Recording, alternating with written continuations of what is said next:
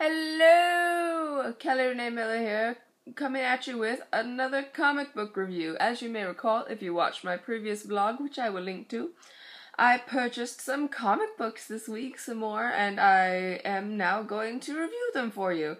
Much closer on the heels of the actual purchase than my last video. Anyway, here we go. Just as a refresher, I purchased Hawkeye vs. Deadpool #1, because I had purchased #2 by accident last time. DC Comics Deathstroke of the New 52, also #1. And then The Golden Age DC. Let's get right into it. Alright, for Hawkeye vs. Deadpool, here's the full cover. As you can see, it's a little bit more stylized and less traditional, and it's just a couple of colors, and they went, just a couple of colors, and they used that family to color everything, which is kind of close to the style of the just Hawkeye series of comics, which is that font, which is why I poked it up like that. This is still in a lot more detail than the Hawkeye covers. Hawkeye covers are very much just like color, and then Hawkeye, but like cut out in white. But this is a little less eye-catching than the #2. I was pleased to read this. It was nice to have some introduction. We found out why these two, in particular, these two of a motley crew got paired together in the first place. I met Typhoid Mary, and my first thought was, ooh, I could play her in something, because she's a ginger, and she appears to be quite tall. And she has an awesome haircut that a couple of my friends happen to have. I don't have it. There's a wonderful joke in here. This particular issue takes place on Halloween Day, and a character comes in and says something about Deadpool's Halloween mask. Bittersweet hilarity ensues.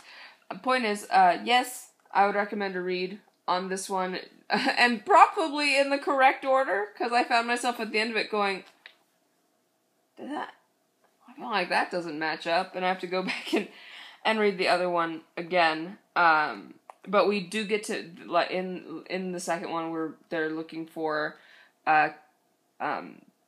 they're looking for something that a murdered character left behind, and we get to see learn more about who that is and why he may have been killed.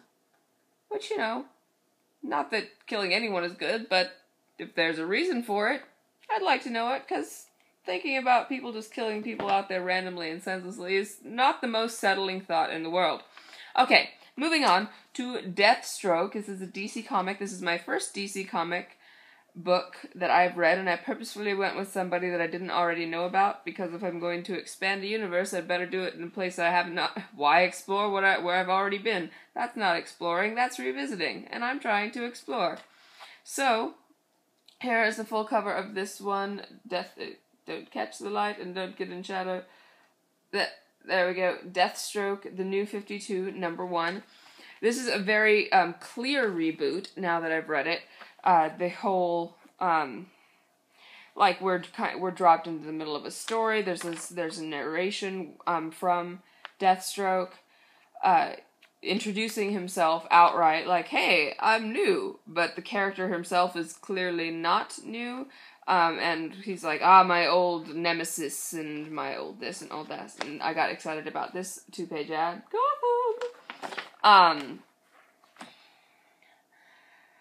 And then by the end of I won't spoil the end of it, but it's a very, very clear and well done, I would say, reboot of a character for somebody that, like me, knew nothing of Deathstroke other than his name. So if you are interested in, if you know anything of Deathstroke and you want to see where they're taking it, or if you are new to DC or comic books or Deathstroke, and you're looking for a new character to kind of pick up, and you're cool with lots of bloodshed and violence and things, and his name is Deathstroke. Delivers the stroke of death. Then Deathstroke, the New 52, DC Comics, #1, is a comic for you. And finally, I have a lot to say about this next one. I'm not sure all of it is all that positive, but I'm not sure what I have to say that isn't outrightly positive is overly negative, either. So here is The Golden Age. Is another DC comic. I found it in a back issue section of Golden Apple comic books where I bought these. Here's the full cover. As you can see, I did open it. I did read it. I said I wasn't sure if I was going to, but I did, and I did not use gloves. It's on much heavier stock as paper. The Golden Age is raised. It's thicker. I don't know if you can tell. Cut my face in half. Than others, and as I suspected in my stream of conscious thoughts in my haul video on it, let me zoom you in, as it were. This, as you can see, is the cover, and you can see some superheroes that you may or may not recognize. If you tilt it this way, it might be a little bit clearer.